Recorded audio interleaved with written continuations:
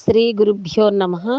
మద్గురుదేవులు చిన్నరామచంద్రయ్యార్ల వారి పాద పద్మములకు నమస్కరించుకుంటూ, శ్రీ సత్యానంద సత్యమయ్యార్ల వారికి నమస్కరించుకొని, శ్రీమద్ భాగవత కృష్ణదేశకేంద్రుల వారు రచింపబడిన శక్తి ద్వైనిరాశకంబైన శుద్ధ నిర్గుణ తత్వ కందార్థ దరువుల నుండి 9వ అధ్యాయము గురు మంత్ర ప్రతాపం నుండి 4వ కందార్థము క్రమ సంఖ్య 164. శతపత్రాప్తుని పొడగని అతిరయమున తిమిరమణగి అగుపడదట్లటులిత గురు కృప గలిగిన మతిమంతుల జూచి ఎరుక మరి నిల్వాబోదు సంశయముని మది నిల్పారాదు.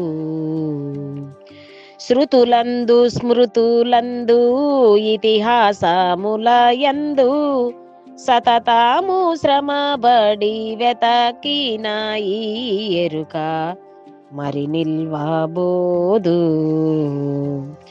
సంశయముని మది నిల్పారాదు.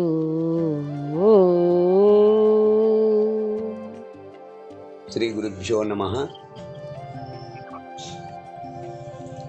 ఆత్మానాత్మరకితం అచల పూర్ణోపదేశికం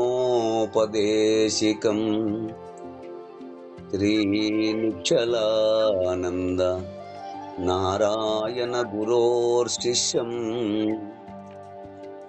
శ్రీశైల వంశాంబుధిరేవ జాతం శ్రీ పరమానంద శంకరేంద్రం గురుం భజామి. మద్గురుదేవులు శ్రీ శ్రీ పరమానంద శంకర నారాయణ స్వామి వారి పాదపద్మములకు నమస్కరించుకుంటూ,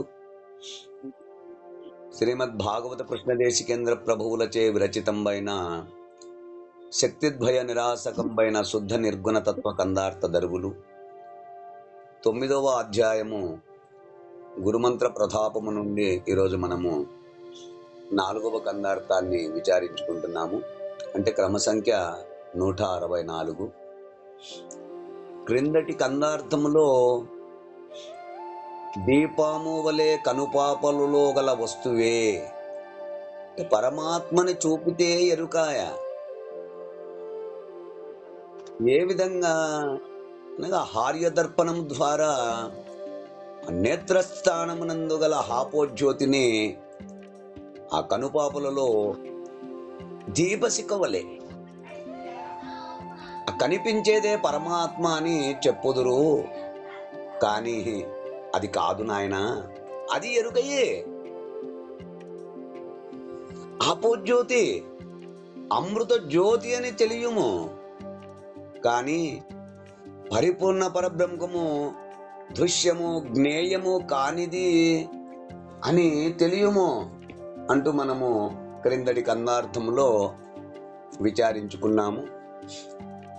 ఇక తదుపరి కందార్థము గురుమంత్ర ప్రతాపములో 164 కందార్థము క్రమ సంఖ్య పరిపూర్ణ బోధ. ఈ కందార్థము సూర్యుని పొడవచ్చుచున్నంతలోని చీకటి పోవుచున్నట్లుగా పరిపూర్ణ పరబ్రహ్మం యొక్క జాడ అంటే పొడగనినంతనే ఎరుక నశించిపోవును అంటూ మనకు ఈ కందార్థము ద్వారా తెలియచేస్తున్నారు. శతపత్రాప్తుని పొడగని యతిరయమున తిమిరమనగి అగుపడదెట్ల అట్ల తులిత గురు కృప గలిగిన మతిమంతుల జూచి ఎరుక మరి నిల్వబోదు సంశయము నీ మది నిల్పరాదు.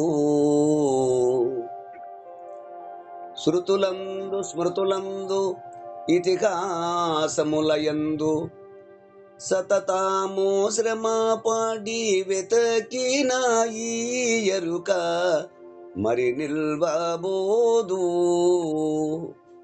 సంశయముని మది నిల్పరాదు. శిష్య, గురుదేవా, శతపత్రాప్తుని పొడగని. ఇక్కడ శతపత్రం అనగా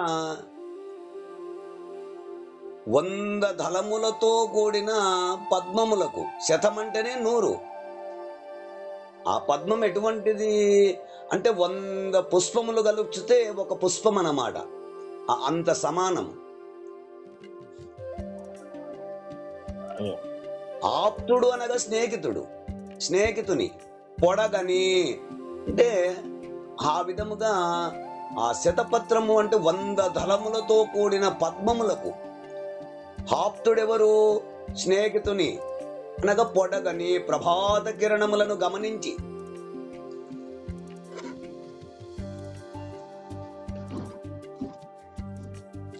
అతిరయమున వెంటనే ఆలస్యమే లేకుండగా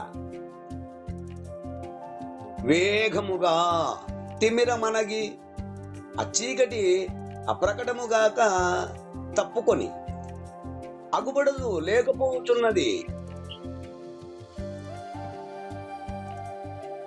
అంటే ఇక్కడ ఆ సూర్యుని యొక్క ప్రకాశము కనపడిన వెంటనే అంధకారముగా అంటే గాఢాంధకారముగా అలుముకున్న ఏదైతే అలుముకొని ఉన్నటువంటి ఒక చీకటి, కటిక చీకటి ఉన్నదో ఆ కటిక చీకటి ఎట్లు మటుమాయమగుచున్నదో అట్లు ఆ విధంగా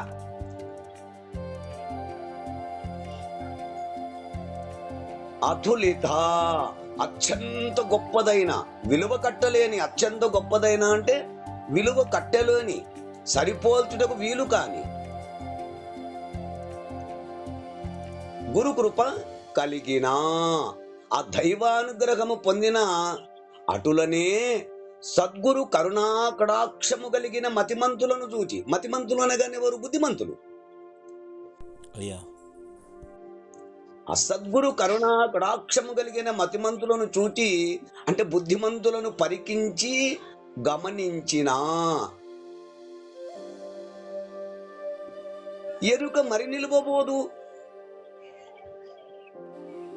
అపరిపూర్ణము ఉన్నది తాను లేనని గుర్తించిన గుర్తు. గుర్తు అంటే ఏంటి? ఎరుక. అపరిపూర్ణము ఉన్నదని తాను లేనని గుర్తించిన గుర్తు ఉన్నదానిని నిర్ణయించుటకు తాను లేకపోవచ్చున్నది కదా.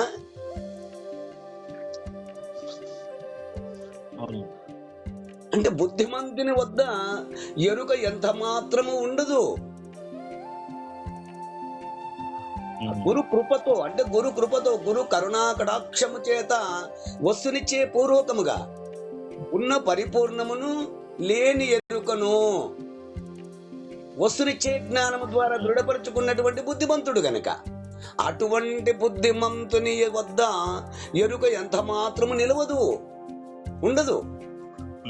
సూర్యుడి ముందు కటిక చీకటి ఏ విధంగా తాను వస్తూ ఉండంగానే కటిక చీకటి ఎట్లు లేకుండా పోయిందో అట్లు ఆ గురు కృప కలిగి గురు సూచన అయినటువంటి నరుని ముందు ఈ ఎరుక ఎంత మాత్రం నిలవడానికి వీలు లేదు.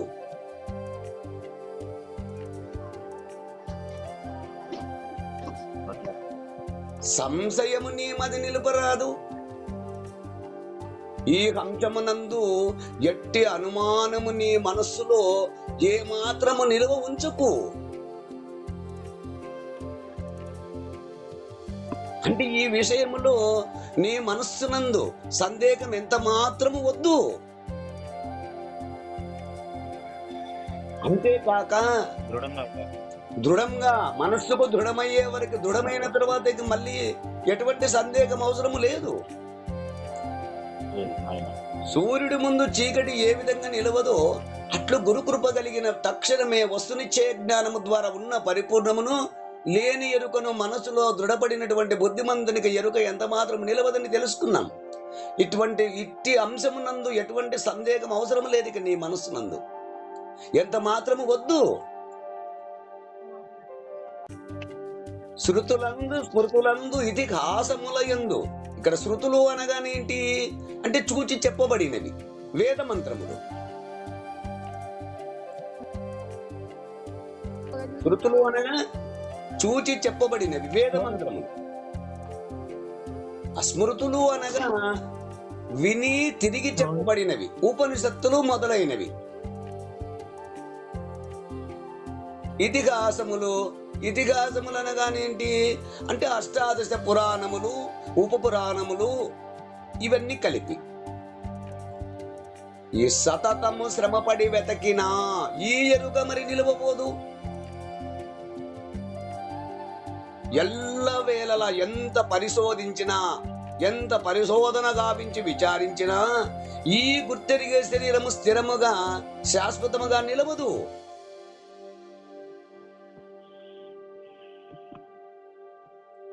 అంటే వేదములు, శాస్త్రములు, పురాణములలో కష్టపడి ఆ ఎరుక శాశ్వతమైనది కదా అని వెతికినప్పటికీ కూడా, ఆ పరిశోధించినప్పటికీ ఈ ఎరుక నిలిచేది కాదు. కనుక ఎరుక శాశ్వతమేమో అనే సందేహమే నీ మనస్సునందు ఉంచకుము.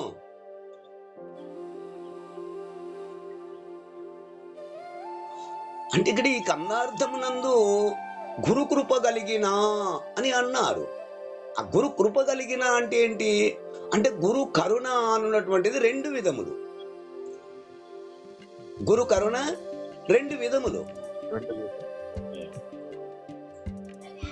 ఏమిటి ఆ రెండు విధములు అంటే, ఒకటి మానస గురు కరుణ అంటే నీ ఎదుట ఉన్నటువంటి, నీ ఎదుట కూర్చొని నీకు ఉపదేశిస్తూ, నీతో మాట్లాడుతూ, నీ దగ్గర ఉన్నటువంటి సకల సంశయములను తీర్చుతూ నీకు జీవన విధానాన్ని తెలిపేటువంటి వారు మానస గురువు, నీ ఎదుట ఉన్నటువంటి గురువు.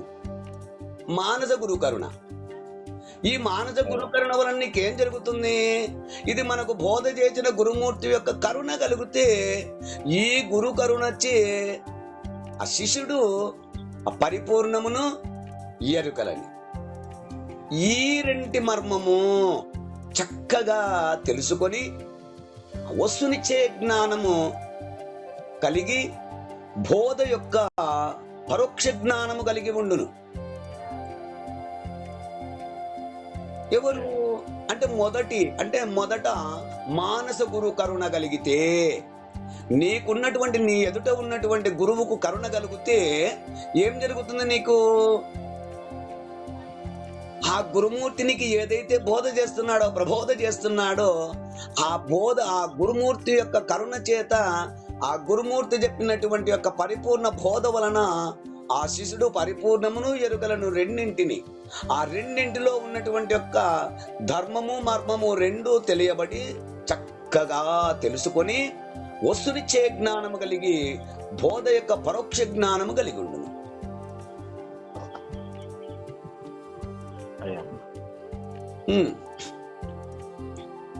ఇక రెండు దివ్య కరుణ, ఆ దివ్య గురు కరుణ. ఆ దివ్య గురు కరుణ అనగానేమిటి అంటే, ఇదే సర్వజీవుల యందు అఖండ స్వరూపమైన గురుమూర్తి ప్రతిబింబ చైతన్యము.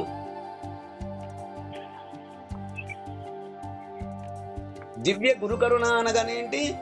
ఇదే సర్వజీవుల యందు అఖండ స్వరూపమైన గురుమూర్తి, ఆ గురుమూర్తి యొక్క ప్రతిబింబ చైతన్యం. ఆ గురుమూర్తిని చక్కగా ధ్యానము చేయుట వలన, ధ్యానమూలం గురోర్మూర్తి అంటాము. అట్టి గురుమూర్తిని చక్కగా నిరంతరము ధ్యానము చేయుట వలన గురుమూర్తికి కృప కలిగి చక్కగా ఆ బాహ్యాభ్యాంతర ప్రకాశుడై, బాహ్యాభ్యాంతరము అంటే ఏంటి? వెలపల లోపల అప్రకాశుడై ప్రత్యక్షమై ఆ శిష్యుని యొక్క హృదయ గ్రంథిని ఛేదించును. ఈ ఎరుకకు ఏది ఆవరణంగా ఉన్నదో, ఎక్కడ మళ్ళీ ఆ గురుమూర్తికి దివ్య కరుణ యొక్క గురుమూర్తి నిరంతరము ధ్యానమూలం గురోర్మూర్తి అన్నట్లుగా నిరంతరము ఆ గురుమూర్తిని ధ్యానము చేసినటువంటి వారికి ఆ దివ్య గురు కరుణ కలిగి గురుమూర్తికి కృప కలిగితే చక్కగా ఆ బాహ్యాభ్యాంతరముల యందు కూడా ప్రకాశితుడై ప్రత్యక్షమై ఆ శిష్యుని యొక్క హృదయ గ్రంథి అని ఏదైతే చెప్పబడుతుందో అవిద్యావరణం కలిగినటువంటిది, అటువంటి అవిద్యావరణంతో కలిగినటువంటి యొక్క హృదయ గ్రంథిని దగ్ధం చేయును. అందుకే మనకంటారు హృదయ గ్రంథి విడుటకై సదయత ఈ బోధ తెలపదినదా గురుడై వదలక చిత్తములో గురు పదయుగలము దలపవలదే భక్తుడైనప్పుడు భ్రాంతిరహిత ఆసక్తుడైనప్పుడు అని చెప్తారు. ఆ హృదయ గ్రంథిని విప్పితే గాని దాన్ని దగ్ధం చేస్తే గాని నీకున్నటువంటి సంశయం సంకల్పం రహితం కాదు.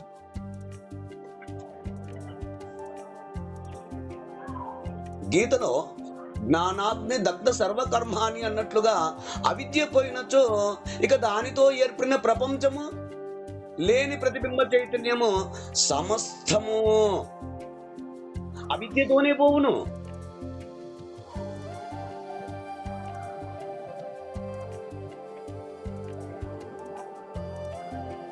ఇదే ఎరుకరహిత స్థితి, ఇదే పునరావృత్తి రహిత విధానము.